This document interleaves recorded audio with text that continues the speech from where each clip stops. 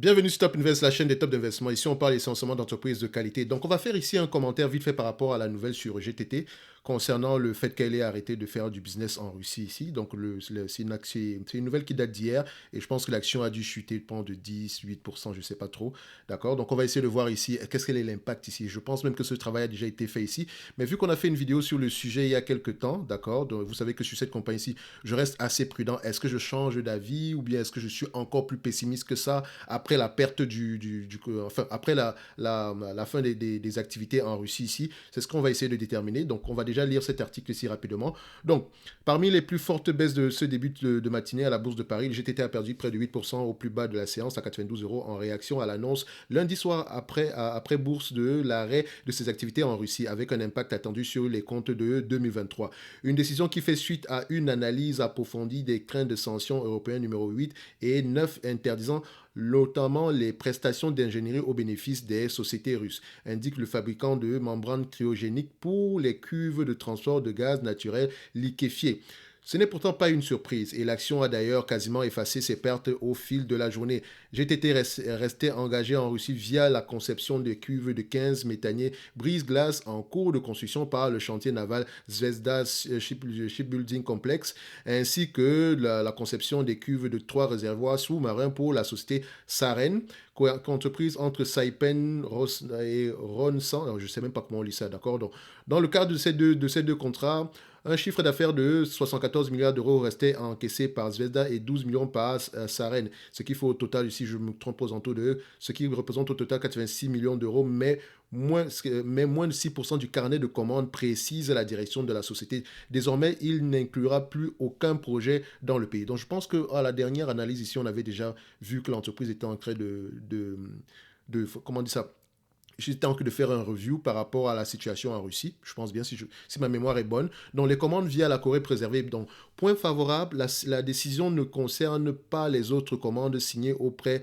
des chantiers coréens, dont 6 méthaniers, 2 FSU, unité flottante de stockage et de GNL, destinés au projet arctique russe, dont 31 millions d'euros à reconnaître d'ici 2024, ni 8 autres méthaniers conventionnels commandés par les armateurs internationaux. Oui, c'est une bonne nouvelle pour le moment, mais dites-vous que ça pourrait changer. Parce qu'ici, c'est les politiques, voilà, leur avis change du jour au lendemain ici, donc ça pourrait changer. On peut également vous annoncer dans les mois à venir que oui, mais finalement, on va abandonner également ce côté-là. OK? Donc, mettez également qu'on a à peu près 31 millions d'euros ici sous observation. OK? Donc, ça fait un total ici aux alentours de 105 000, si je ne me trompe pas, 115. Donc, 86 plus 31, ça fait à peu près 117, si je ne me trompe pas. D'accord? Donc, l'impact financier est attendu principalement dans les comptes de 2023 et de manière plus limitée au cours des suivants. Donc, le cabinet Odo BHF estime que le manque à gagner en termes de chiffre d'affaires est à 35 millions d'euros en 2023, 30 millions d'euros en 2024 et 20 millions d'euros en 2025. Un impact, un impact 2024-2025 qui sera d'ailleurs probablement limité du fait de la forte dynamique des récentes nouvelles commandes, souligne encore le bureau de recherche. Pour ce qui est de l'excédent brut d'exploitation, l'effet négatif sera plus de 10% au titre de 2023 et de moins de 10% l'année suivante, ce qui n'empêchera pas ce solde donc de 200 millions d'euros contre 230 précédemment de progresser de plus de 30% cette année par rapport à 2022. Donc calcul encore Odo BHF. So, en fin de compte, moi je considère ici qu'on a 117 millions ici voilà, sous observation. Donc 35, 30, 20 selon Odo ici, on a à peu près, ils ont mis 85 à 86 millions. C'est bien. Mais est-ce que ça change notre avis par rapport à l'évaluation précédente? Je dirais que non, parce que GTT ici se retrouve dans une très bonne situation, dans le sens où les commandes sont tellement élevées que voilà, ça dégage à peu près ici, ça leur permet ici à peu près d'accepter de nouvelles commandes, ou bien voilà, ça n'empêchera pas de prendre de nouvelles commandes qui pourraient être livrées dans les années à venir. Donc c'est une bonne chose. Donc, est-ce que mon avis change par rapport à la dernière vidéo? Je dirais que non. Je reste toujours aussi prudent. Je vous ai dit que ce genre d'entreprise, ici, ça marche bien jusqu'au moment où ça ne marche plus. Et quand ça commence à ne plus marcher, ça chute brusquement. OK? Donc, moi, je resterai ici. La dernière fois qu'on a fait une vidéo sur la compagnie, on était aux alentours de 105 euros l'action, si je ne me trompe pas. Donc, ici, oui, 105, 106 euros l'action.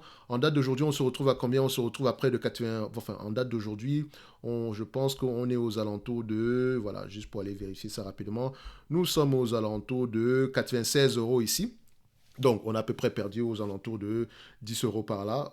Ce que je veux dire, c'est que c'est à peu près la même chose, hein. Ça n'a pas grandement changé par rapport à ce qu'on avait précédemment. Donc, on reste prudent ici sur ce dossier-ci. Donc, comme je disais tantôt la dernière fois, c'est le genre d'entreprise, si on vous donne à 60, 80 euros, tant mieux. Mais en date d'aujourd'hui, techniquement, vous ne surpayez pas, mais également, sachez que ça inclut déjà une éventuelle croissance future, sauf spéculation extrême. OK?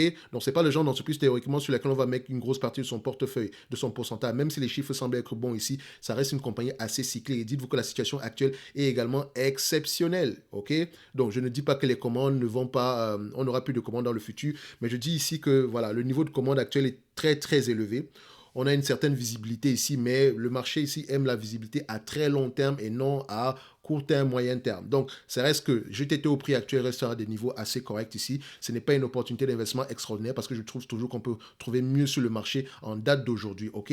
Même si vous prenez en compte le dividende ici, bon, voilà, sauf spéculation extrême, voilà, on reste sur le même avis que sur la vidéo précédente ici. Donc, la vidéo, je peux vous donner l'image ici. Donc, l'imagette, c'est celle vidéo aussi du troisième trimestre 2022 ici. Donc, je pense qu'on sera du même avis ici. Et j'ai dit tout ce que j'avais à dire à ces niveaux-là. Par rapport à la nouvelle ici, bof, rien d'extraordinaire, hein. Ça ne va pas changer grand-chose. Donc la dynamique ici est là. À court terme, ici, on aura 2, 3 petits soucis, mais sinon, voilà, ça n'empêche pas que ce n'est rien d'exceptionnel. C'est rien de grave. Et dans vos têtes, mettez déjà que, voilà, ça pourrait monter jusqu'à 117 millions ici, que ça ne changerait pas grand-chose. Et c'est un 117 millions qui est peut-être ventilé sur 3 à 4 ans ici. OK? Ça reste uniquement mon avis ici. Dans tous les cas de figure, je reste observateur sur cette compagnie ici. Rien d'exceptionnel par rapport au prix actuel, si ce n'est que le prix est juste correct. Ce n'est pas une opportunité d'investissement extraordinaire. Bon, pour ceux que ça intéresse, vous ne surpayez pas si ça peut vous, voilà, si ça peut, enfin, selon moi, si ça peut vous aider. Mais n'oubliez pas, il faut toujours lire vos rapports financiers, allez-y en profondeur ici, mais ça reste une très belle entreprise qu'on aimerait posséder à un bon, qu'on aimerait acheter à un prix plus intéressant que celui qui est proposé en date d'aujourd'hui. D'accord? Donc, on va se donner rendez-vous sur la prochaine vidéo et d'ici là, portez-vous bien. Merci.